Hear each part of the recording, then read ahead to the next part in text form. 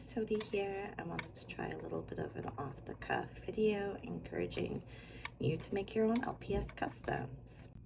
I've made about 30 customs now. Here are the ones I still have, and some of these are older and in a little bit more rough of a condition.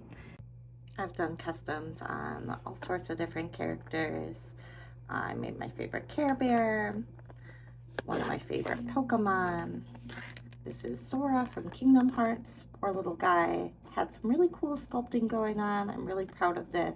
And then fell off the table and broke just his hair a little bit, so I gotta patch that up. But one of my favorite customs I've made. Again, just from a G7 blind box.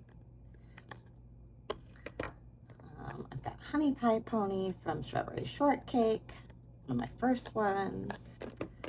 Pona, my very first girl. She's in a little rough of shape, but you know, it's just for me to have and be excited for. And it's a nice way to celebrate two fandoms at once. And one of my favorites, this is Wiggler from the Mario series. I don't know, it's just fun to make weird little guys, even if they don't turn out the best. But I've also done a couple that are just my own designs. So here's a couple that I'm really proud of. I've got this scene possum. I accidentally left a pen open in my bag and had to repaint this one. I really like the pink possum that was in the Pet Pairs, but instead I made her a little bit of a scene queen. And then I've got this axolotl guy, and this one was originally one I had for sale and took down from my shop because, I don't know, look at him, I'm obsessed. He glows in the dark. I started by just using the blind box pets that were available in G7. I find them to be the cheapest at like $4. And it was really nice to be able to get a whole range of bases I could use. Not to mention, a lot of the time, these blind boxes aren't always the best quality. I don't think any of these are too bad, but I've had some eye misprints. I've had some really bad just paint jobs, so I didn't want to keep them in my personal collection and just repainted them. Alternatively, you can get some fake bases and paint directly on those. I haven't actually started using these yet, so I think I do have to like sand and prime it a little bit better. But I know a lot of people are worried about ruining their pets, and that's why they don't want to start. So get a fake one. I think you can probably get them starting at like $10 for a couple of bases. I paid about $2, $2.50 each for a big pack I got. I use a wide range of acrylic paints just from the craft store. I'll say that the more generic brands I feel like are thinner and require more coats to work. So I like a little bit more expensive paints like Appleberry or Americana. I think Folk Art is also a decent brand. Most of these will be about $1 per color. I just learned this recently and feel really stupid about it, but it is kind of important to have a paint palette. That way you can mix in just like a little bit of water, thin down your paints. You will need to do more coats, but it won't be as chunky and it will dry a lot more consistently. I just got this pack of brushes from Walmart. I really wanted more brushes with a fine tip. That way it helps with these finer details. But I also found that nail art brushes work pretty well. Especially anything that has a little point like this. That's really good for eye details. And when I first started doing eyes, I used just a paint pen that was really fine tipped. That way I could just draw them in.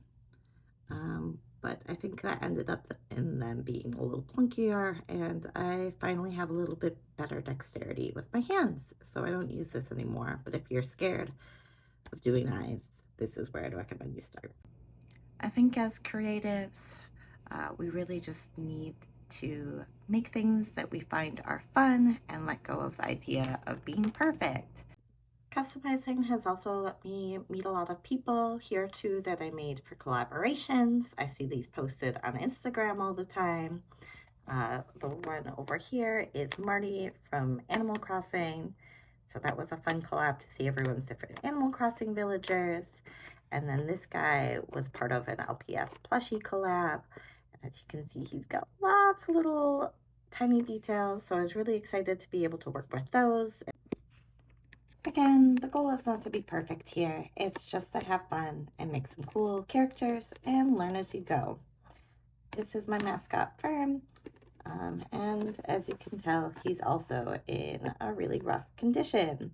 This is because I like to carry my toys with me everywhere, so I'm going to need to redo this little guy, and I'll probably do a speed paint or try to or something when I finally do, and attempt resin wings for the first time. So that'll be fun and exciting, and I'll truly see what a glow up I have done when it comes to painting skills in just a year. So I'm really excited for that.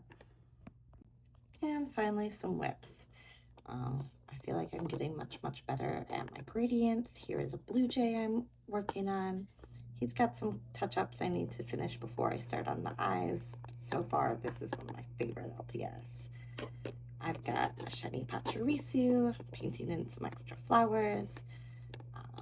It's been really fun to learn to use the different kinds of bases. And then I've got this pink little dog here. And I'm getting a lot better at my details and again, my gradients here. They've been a lot of fun to work with and design. Thanks for watching my first YouTube video. I've been really scared to post one of these, but I want to make sillier content.